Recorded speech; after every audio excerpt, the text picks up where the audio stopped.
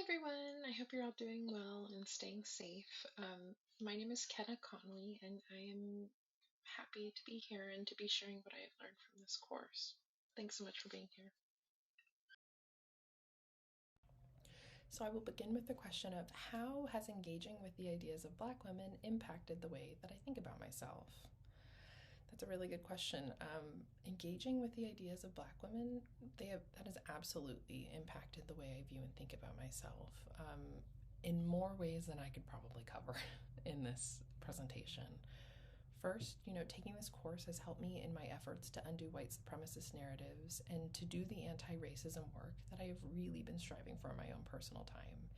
I think as a white person, it's really easy to be afraid to say something wrong. I never want to do anything to further harm the Black community or get in the Black community's efforts in the way of their efforts. And so I think what would end up happening in the past was that I would begin to engage, and I'd feel this fire in my heart for Black women and the Black queer community, and then my fear of doing or saying something wrong would inhibit me from further engagement, and I would begin to be shut down about it, and absolutely, and of course, disappointed because it's important to me. And so I really think Audre Lorde's discussion about anger at the beginning of this course and the uses of anger really relates to this. It has really altered the way that I engage with that fire, when I feel angry and impassioned about something and that desire to fight for what is right, and for the justice and security of the Black community specifically. Also, as a white person, it's pretty terrible, but I think that most white people don't engage with anything past the surface level, and I think that is probably being gracious. Unfortunately, society's been set up so that we don't have to, and I think that that leads to a lot of issues, because people aren't dealing with things or thinking, and I have this personal association with anger being something that is violent, with something that's traumatic, that's causing more issues, or that creates disconnection. And through this course, I have learned that anger can be a tool, I can use it as a tool to help in fighting for something that is important to me, as a tool of connection. That was a real big game changer for me, was learning that anger doesn't have to create this disconnection, and I can actually connect with people. And if there are people who are impassioned and angry with me, we can work together as a community to make a change. In addition to this, I have learned that me feeling afraid, it's okay.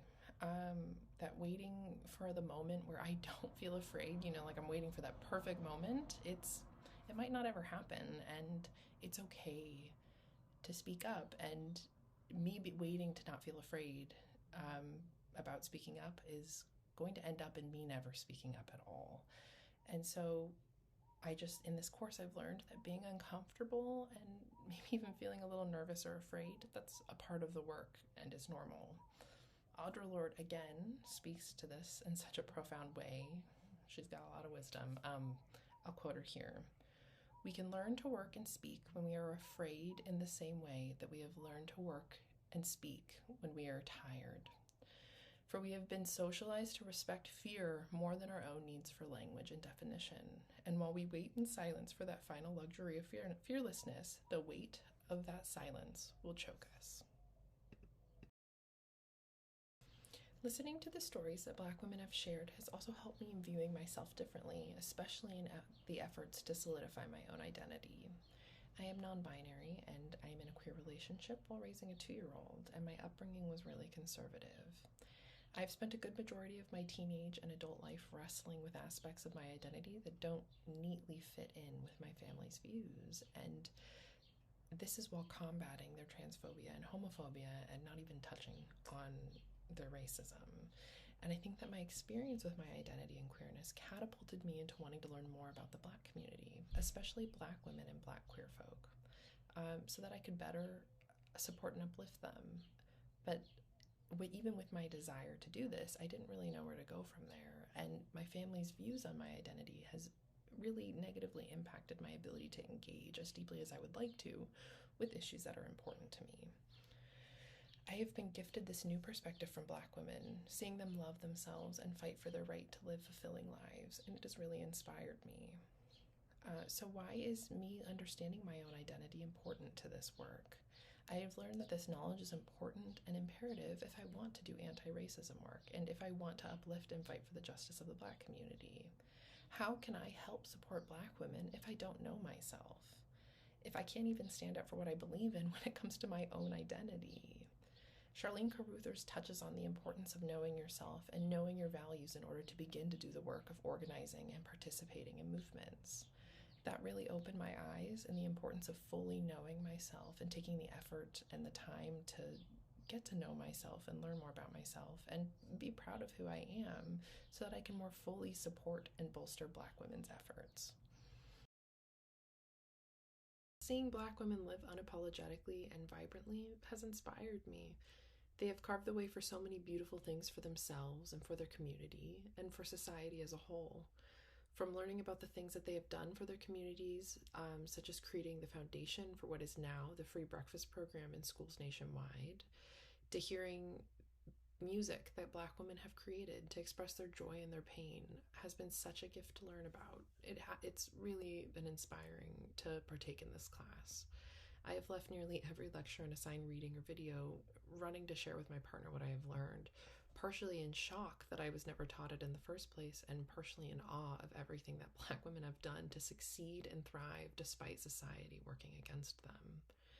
It inspires me to live in my truth and to raise my daughter to be thoughtful, to raise her to be anti racist, and to raise her to be an active supporter of the Black community's efforts for justice. It inspires me to surround myself with people who are fighting for these things too, who are willing to sit with me in the discomfort and make changes to better improve the lives of queer people and of the Black community and of Black queer people. Seeing Black women live and thrive despite all that society has thrown at them has been such a gift to learn about this semester. Engaging with the ideas of Black women has definitely impacted the way that I think about other people. A lot, from friends to family. To start, I let some friendships go this semester. It had been sitting on my heart for a while, and I'm sure, as you would know, it's hard to do, this letting friendships go thing, even if you know it's the right thing to do. Part of the reason I let them go is because I am aware of the fact that they will not be receptive to the discussion of race, let alone getting into the depths of intersectional experiences that overlap with gender and sexuality and race altogether. Um, I, as a white person, was raised to believe that everyone could be friends despite differences in value. And I think that it gets to a point where you have to draw a line. How can you be friends with someone that votes against the right of people that you care about? How can you be friends with someone who holds beliefs about groups of people that aren't truthful and are harmful to the community? It's a lot that I've been doing. In regards to family, learning about Black women's history has also impacted the way that I engage with my family. I've set a lot of boundaries as I do this anti racism work, and I'm trying to figure out a way to, if I move back into this space where I can have discussions with them, how do I do this in a way that is productive and maybe eye opening for them to see that this is really important, and not only important, but it's necessary for them to know about and to engage with, despite the fact that they're incredibly uncomfortable with it. So that's something that I'm also working on.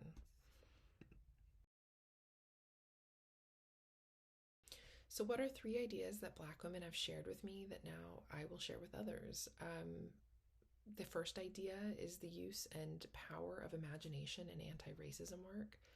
Adrienne Maree Brown discusses the power of imagination, and it really opened my eyes. I think that when we think of imagination, it's a concept, it's this abstract thing that is meant for creative endeavors or children's books. But her discussion on the power that imagination holds in relations to our society and to activism and our lives really, really moved me, and has completely shifted how I think about my interactions with anti racist work.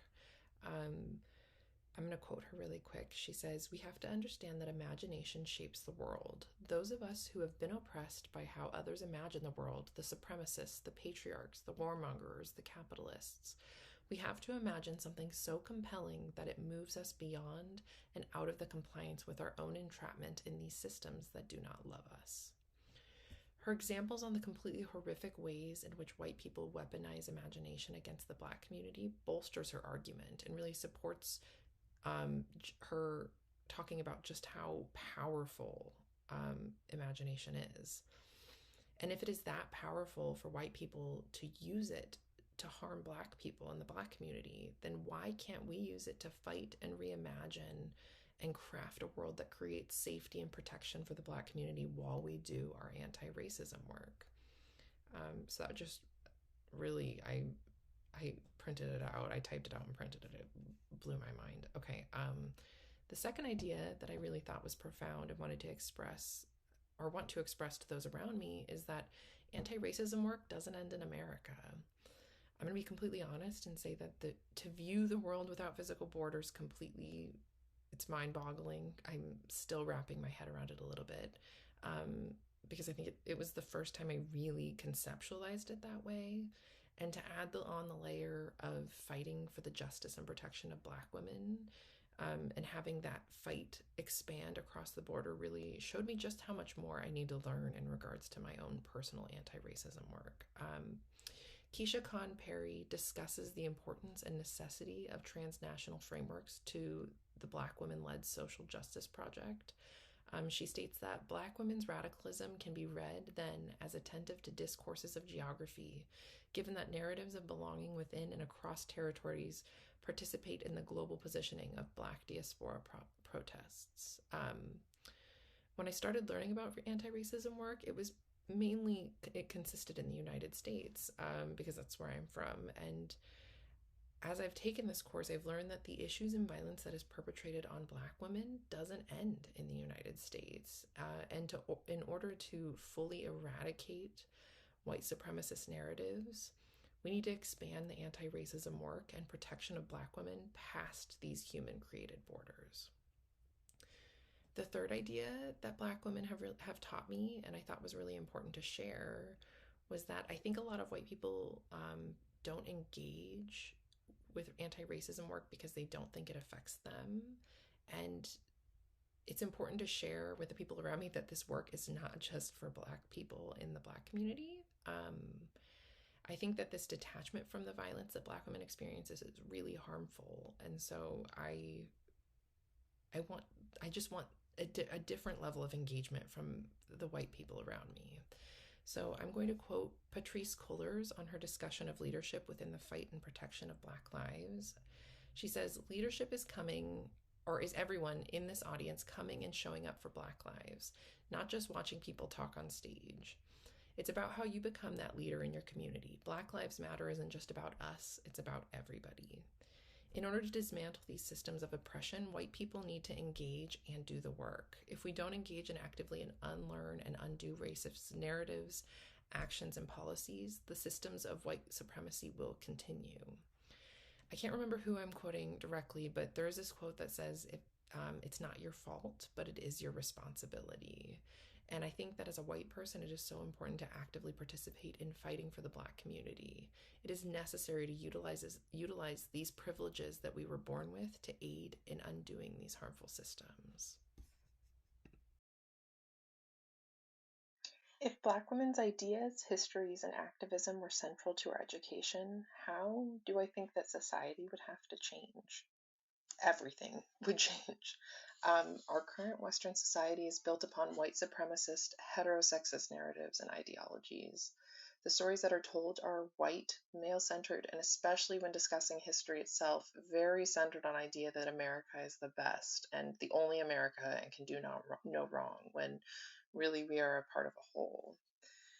To teach about Black women's experiences from Black women themselves, society would shift, especially if this education and inclusion of Black women's stories and histories started with children.